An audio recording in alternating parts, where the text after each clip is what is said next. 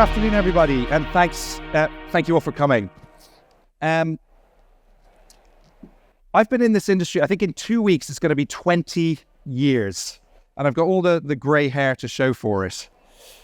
But one of the things that first attracted me to this industry, and I think continues to attract people today, is the elegance of the commercial model that underpins it. This concept of pure CPA, pure sales, not clicks, not views, not worked back to a CPA, but real, pure, validated sales. And I think this is one of the things that has been a USP of the industry since the start. It's the very foundation of the industry, that deterministic tracking that underpins everything that we do. But unfortunately, what I'm here to tell you today is that over the last maybe 8 years, but definitely accelerated in more recent years, those very foundations have been shook to the core. And the thing that attracted us all to the industry, that attracts investment to the industry, is being undermined. And I think damaging the integrity of the whole industry, and is very much, as I see it, an existential threat. And we liken a little bit to this boiling frog analogy. I hope some of you are aware of that, but I feel that as an industry, and certainly as Awin, we've been a little bit complacent in how we've dealt with this. We've taken blow after blow after blow over the years, whether it's with GDPR, ITP, ATT, GA4, the rise of ad blockers, Firefox browser, Brave browser, and now, of course, consent. And all of these things have undermined tracking to an extent that we think is unacceptable. Now, when I say that we've been complacent, it's not that we haven't innovated, us, our competitors, around tracking. We've all got really smart solutions that overcome some of these challenges. But the problem is that these solutions are optional when they need to be standard. And I think some of you will have come here from the session from the APMA and this phenomenal piece of work that Kevin Edwards and his team put together, assessing the size of the industry. And there's some really brilliant numbers associated with that report that have been lauded, that we're celebrating. There is over 1.6 billion in spend through affiliate. 1 in 10 UK retail sales coming through the channel. Double-digit growth. Really phenomenal numbers that we should all be really proud of. But I think what I'm here to tell you today is that the numbers there are likely underreported, anywhere between 10 and 50%. We don't actually know for sure. And why is it so important to produce reports like this? Because we want to extol the virtues of the channel. We want to attract more investment, particularly from advertisers. And we want to make advertisers comfortable with the level of investment they're already putting in. So it's very important at a macro level that we measure accurately and appropriately.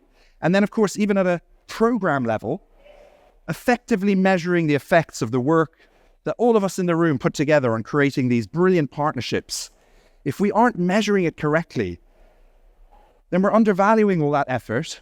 And when advertisers are deciding on budgets for future years, they're basing the affiliate channel numbers on sales which are way lower than they actually should be. So the big question is, what are we going to do about it? And what I'm here today to talk to you about is an initiative that we're launching called CPI, or the Conversion Protection Initiative. And what we've determined is that it's no longer acceptable to simply shrug our shoulders and allow this to continue. We have to restore the robust foundations that underpin our industry, because on top of strong foundations, you can build much bigger and much better. So we're announcing this today.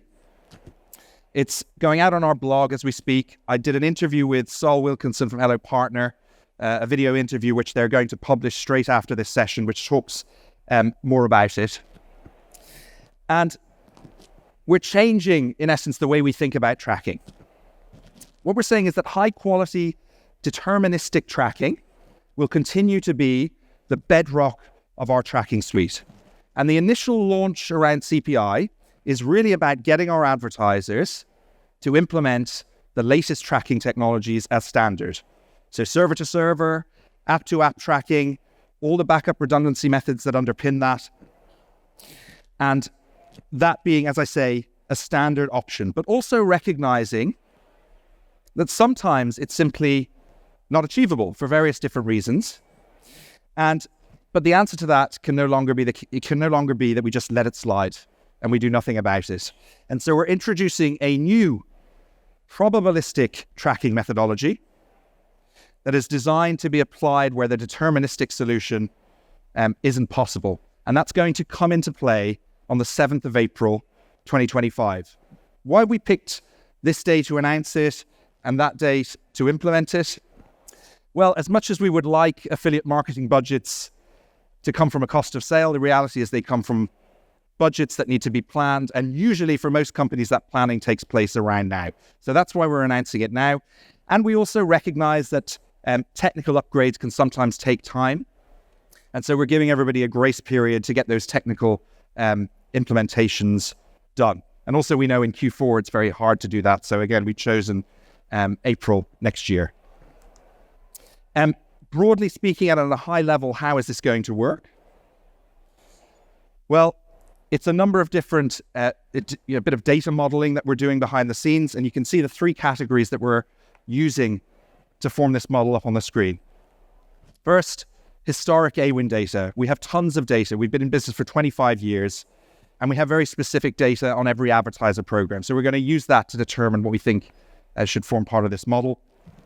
Secondly, we have aggregated Awin data. We know when tracking upgrades are made, the type of uplift we see for each method. So that's going to form part of it. And lastly, we're going to bring in industry benchmark data, third-party data to make it more robust. And we're also going to enter into conversations with advertisers on more data that they may be able to supply to us to make this even more sophisticated. So our vision for the future is that every program will have deterministic tracking, some element of probabilistic tracking, but our goal really is to have as much deterministic tracking as possible. And that's why the primary focus of this is to get everybody upgraded as soon as possible. So, actually, there's one more point I wanted to make, before I go on to this one. We also think, and many of you have been talking about this over the course of these 2 days, we have the recent ICO guidance on consent for reward and cashback sites. We have technology called consent signals. I think our competitors have similar technology. So you can now separate out reward and loyalty site cookies and make them strictly necessary. And we think this also paves the way to start collecting accept and decline rates from advertisers and using that information and data to provide compensation for consent. So we're working on that as well behind the scenes. Obviously, the guidance has just come out. We need to talk to advertisers. Their DPOs need to get comfortable with it. So we're working on that. But we think that CPI can be a path forward to compensate for that big issue of consent alongside the other issues. So the title of this session is No More Free Sales. I think that's a sentiment that we hold dear and really encapsulates what we're trying to achieve with CPI. We think it's no longer good enough to simply accept the slippery slope that we've been on now for many years, not tracking, not rewarding, and damaging the brilliant virtuous circle that exists in our industry, where advertisers pay commission to publishers, publishers reinvest that in their user experience and drive more sales. This is why we all love this industry. And I think really trying to solve that is a very important mission of the times that we live in today. We have spoken to a lot of the industry about this. We've got a lot of support for it. You can see just a handful of the logos that are supporting this initiative. And we hope to gain even more support today. But rather than just hearing that from me, we have today assembled a panel of experts that are going to bring all different unique perspectives to this, which I'm going to bring up onto the stage just now. So we've got Andreas Andreu, who's the Chief Revenue Officer from Zilch, one of the fastest growing fintech companies in the UK. We have Rachel Syed from GD Goals, an agency from the UK, but also a publisher, so it brings perspective from both sides. And we have Susan Armstrong-Payne from the big high street retailer Boots to bring the advertiser perspective. I'd like to welcome them all to the stage. Am I hit? Yep. That was that way. Thank you, guys. So I'm going to start with Andreas, actually, because I think it was a meeting, I can't remember how long ago, maybe about a year ago, where I was meeting with Zilch. And he showed me some quite shocking data. And I think what we've said is that we don't know what we don't know when it comes to these tracking issues. But because of the way Zilch works, Andreas and the team there do actually know. So Andreas, do you want to explain to the audience maybe a little bit how that works, how you know, and what sort of data you've discovered? Yeah, sure. Great to be here, guys. Firstly, can I just give a little bit of context as well? So we've got a few things in common. I also started kind of an affiliate about 20 years ago, and my first role was at TD. And I remember one of the first things I did when I was at Trade Doubler was set up quite a painful thing, which was the untracked sales process for cashback sites, which was fun, lots of fun.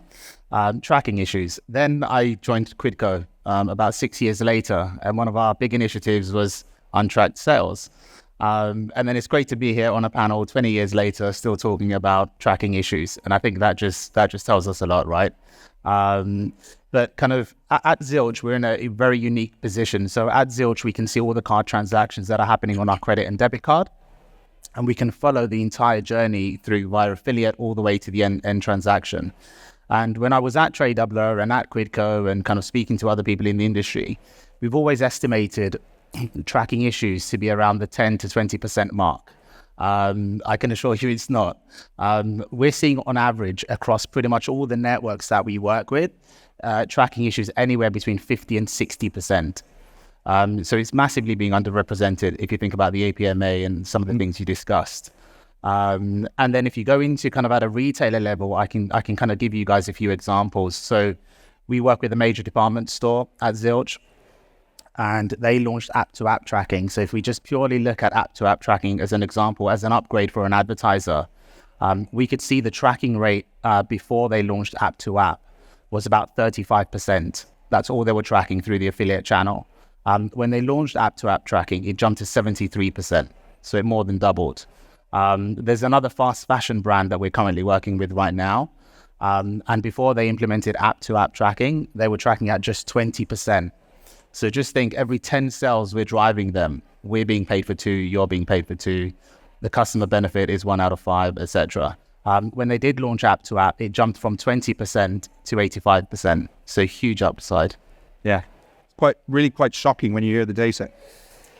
And Susan, from the advertiser perspective, what are the challenges that you faced in terms of affiliate tracking, and how do they affect your marketing goals internally? So I think the first one would probably be the accurate attribution of like the conversions across all the channels and the devices, where we will see gaps in the reporting. And then also you've got privacy regulations, GDPR, the decline of third-party cookies. And then thirdly, just getting them in place when it comes to installing these new tracking technologies.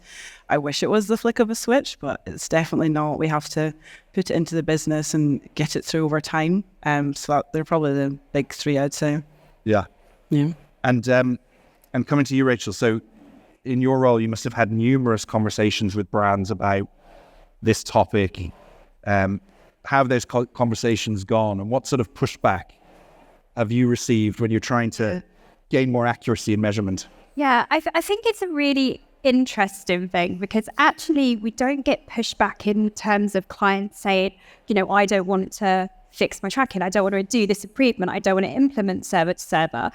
But it's exactly linking back to what Susan said.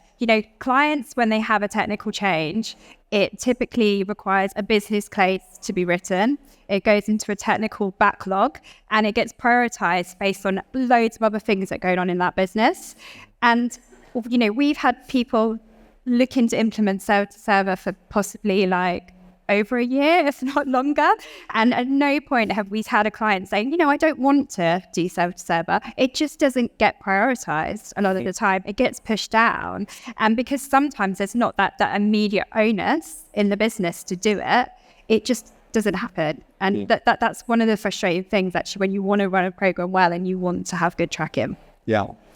Now, that's really good to hear, because it's maybe if you were being cynical, you might say, this is just a way to continue to not pay for sales that are legitimate. Yeah. But I think the experience of both Susan and your conversations indicates that's not actually the case. And also, we were talking before about that, the imposition of a deadline for this may actually help conversations internally. Would you agree with that sentiment? I definitely think it will help, because I think when you have a deadline on something and that, at its essence, I think all clients will want their program to track deterministic. They will want, real-time prompt tracking. And I think that's what I hope, that's what I want. That's what makes managing a program the best it can be. It's the easiest it can be. Yeah. But ultimately, I think things don't get prioritized unless sometimes there is maybe a deadline, or maybe, for want of a better word, a consequence. You need to do it now, or things are going to change slightly in terms of how you manage your activity and how you manage your budgets moving forwards. Yeah. Okay, so let's talk a little bit about the sort of impact on budgets and costs. And I mentioned in the opener that the reason we've chosen today to do it is because we believe a lot of brands are in that planning phase at the moment. But really, just from the publisher perspective more, Andreas, so what do the tracking discrepancies, what do they cost you as a business? You touched on it a little bit. And how do you currently insulate yourself from those losses? How do you think that's going to work in the future when you're determining which brands to promote? And I suppose on the opposite side to that, what are the positive benefits brands can expect when they're tracking properly from Zilch? Okay. It's very important for us at Zilch. Our vision essentially depends on it. So our vision at Zilch is to eliminate the high cost of consumer credit for good. And the way we do that, we essentially do not charge interest. We do not charge late fees. And we subsidize that through our ad subsidized payments network. Essentially, we're using an ad-funded model to subsidize the cost of credit. Now, we can only do that effectively if you guys are tracking well, we're tracking well, and everyone is kind of playing part, right? So if we can't track, it really impacts our vision as a company. And we're just 4 years old, and we've saved customers in the UK more than 500 million that they would have paid in interest and late fees. So we're trying to do something good. We're working on the model that you kind of rightly said at the beginning. We love this model because it's a CPA. It works in that way. So what we've kind of developed, at Zilch is a kind of carrot and stick approach for advertisers. We actually aren't too interested in the CPA because we know the CPA isn't the true CPA, essentially. So what we look at Zilch is our Zilch take rate. So what we do is we look at the GMV that we know we're sending a brand, because we can track it on our card data, and then we look at the commission. Divide that by the other, and essentially it creates the take rate as opposed to the CPA. Mm-hmm. And depending on where the brand sits and at what level, there are kind of benefits and not so much. So for example, if a brand has a strong tracking rate and a strong take rate, and somebody's searching for fashion, for example, we tend to promote those brands kind of through our algorithm. If a customer is searching for a brand that has a low take rate and a low tracking rate, we again recommend brands that have no fees and have a high tracking rate, because we want customers to spend through those brands. So we've got a kind of carrot and stick approach, and what we do is we try to work brands to educate them where the tracking rate is, work with companies like yourselves to improve that. Yeah. And I think increasingly we're going to see more and more publishers doing that. It's going to be a database decision, which brands to promote, which brands to give preference to, and the quality of the tracking setup is going to be a huge influence over how that data looks, and therefore what promotional slots become available. to Susan. So you oversaw the introduction of server-to-server tracking at Boots, which I think is, as I've mentioned, a very key element of this initiative. And I know you're also exploring app tracking too at the moment. I'm really interested to understand, the challenges that you faced internally in getting that done, how you were successful in getting server-to-server implemented, and how the conversations are going at the moment on the app tracking side. Yeah, so the motivation behind it, we in-housed the team last year, and I think we have that desire for the most accurate data possible, as everyone does. So server to server was the first one. It does provide a more clearer picture. It's quite reliable. And then also app to app is to come. However, app to app is more of a business case across other channels. We're not the only channel who use it, so it does have more people involved. However, it is coming, which is great. With server to server, we started conversations, and from the initial request, it did take about 5 months, but it was just for our channel. So when you think about app to app coming into place, it will take that a little bit longer because you've got PPC in there, you've got paid social, and there'll be other channels across the business as well who are part of that conversation. With the increased costs that'll come with it, obviously we do take that into consideration. We have a budget to work within, but we do just have to be flexible. We have a lot of conversations with finance about remaining flexible and helping them understand this isn't going to be a one-switch change. There are going to be more sales attributed, but as long as the uplift in cost comes with an uplift in value, the business is so supportive of the most accurate data possible because it helps us invest our money better.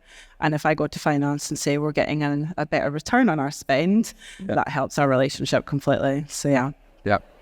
Brilliant. And can I just go on, please. I think that's where it's really important to engage the publishers as well, because again, we can show the value that actually by improving your tracking, we can start supporting brands like yourselves more. You get better placements, we remove fees and so on, and in essence you become more efficient with your ad spend. So we've had brands where we've actually gone to them and said, hey, you can reduce your CPA a little bit now because we're tracking better. And essentially, it's a better ROAS, better ROI, right, for the brand. So I mean, I was going to say, I'm afraid of that as well, because so when I'm sitting here with my agency hat on at Genie Girls, I sit in a business that has 2 publisher sites within our family in Genie Shopping Network and Broadband Genie. And when the initiative came out, they were very much like, great, it's great for us. It's helping to protect some of that lost commissions. But also both of the overwhelming feedback they said was like, we want to make sure we use this kind of payment and this commission to kind of pull it back into the activity that we do for advertisers to make sure that we're using it to add value so that we can continue to have that kind of circular business, which we are as an industry. So it's important that the payment is seen, as a great reward, but it's also that mentality. We're going to use it to do more, to drive more and do better things with advertisers, which I think is like a really important point of this. Absolutely. And then, so Rachel, how do you plan on making the case to your managed brands that are affected by CPI, especially around the topic of budget, right? Yes. Yeah. I mean, I'm hoping I can make the case to say, let's do the server-to-server tracking. Let's do it now. We've got a bit of time. Let's get ourselves at a peak and let's get the right tracking in place. Because, as I say, we've had the conversation for a while. It's been in the tech backlog for a while. There's been no negativity about wanting to do it. It's just been more about it's not been a priority. So that will be absolutely where I'm hoping it's going to go. But I think it's about having a really honest conversation. We just need to have an honest conversation about what it potentially means for budgets. And there's no getting away that it will add a little bit of complexity to managing budgets. Like when you have a payment that isn't necessarily planned for, you have to factor in budget in different ways. We'll adjust to that and we'll find a way of working with it. But my hope is still that for the majority of brands, they will hopefully go for it and do the tracking. Because just will make it a little bit smoother, I think. Good stuff. Okay, and then on the introduction of the probabilistic model, it's a question to all of you. What's your opinion on that shift from an entirely deterministic tracking to a mix now of both deterministic and probabilistic? Don't know who wants to go first. Should I go? Go. Look, I think I'm happy, and I think any publisher in the room will pretty pleased with this, right? I think it's a step in the right direction. I think it reflects the evolving needs of the industry. There's a lot of challenges. You named off nearly 10 challenges just at the start of your presentation, Adam. So I think it's definitely a step in the right direction. I think it's great. I think a couple of things that are important is trust, because this is probabilistic. Yeah, great name, by the way. And I think the more data you can capture, the more data you can share back with publishers and back with the advertisers, I think is going to be important so that trust remains. But for me, guys, genuinely, the most important thing now is I think you guys have made a step in the right direction. I'd love to see what the other networks are going to do, because I think what you're doing is great for the industry. And there's probably other networks in this room. And, there's two ways they can go. They could do nothing. And if anything, try and win some business, perhaps, by saying we're not going to do nothing. We're going to continue to track less. But I think it's a bit of a crap sell. If I being honest, or they can do something similar to what you guys are doing, and try and elevate the industry. So I'm really keen to hear from other networks as well, because certainly, at Zilch, we're going to be working a lot closer with you guys, and we'd love to do the same with all the other networks as well. It's great to hear. And who else wants to go for that one? No? Well, I guess some of this is going to link back to what he said. My hope is that we can still be mainly deterministic, because I think it's a great selling point of the channel, and it's a great thing that people love about affiliate marketing and brands do. But this is needed, because that unfortunately isn't the case. It's not something that's possible all the time, and it's something that we come up against time and time again. I think there's another element to this, to make sure that programs are just ultimately run really well. They run to a client's goals, because my belief at the end of the day is if you are running an affiliate activity for a client that is adding value and is well-picked affiliates that are supporting that client's KPIs and supporting their wider business objectives, then I don't think ultimately there should be pushback in wanting to reward publishers fairly, because you value what they're doing, because they completely align to you as a business. So I think there's a layer below this as well. It's not just about payments. It's about making sure programs are run well to add value for that client too, because you'd want to invest them. Yeah. So, I'll probably echo a lot of what Rachel said, where deterministic is what we'll probably want to rely on the most, but I think it's fair to bring this in for where people won't have server-to-server or app-to-app tracking in place, like the numbers speak for themselves. We're definitely taking it. It'll help our relationships, I think, a lot, having it in place and the conversations we have.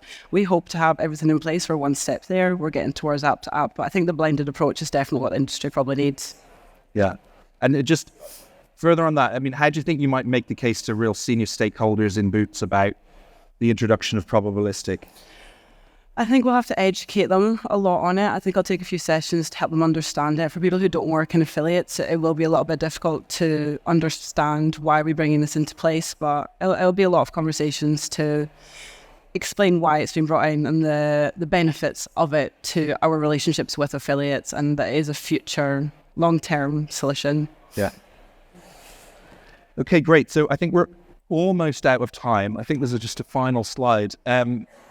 So, as I said, we're announcing this today. You can check out all the information on our blog.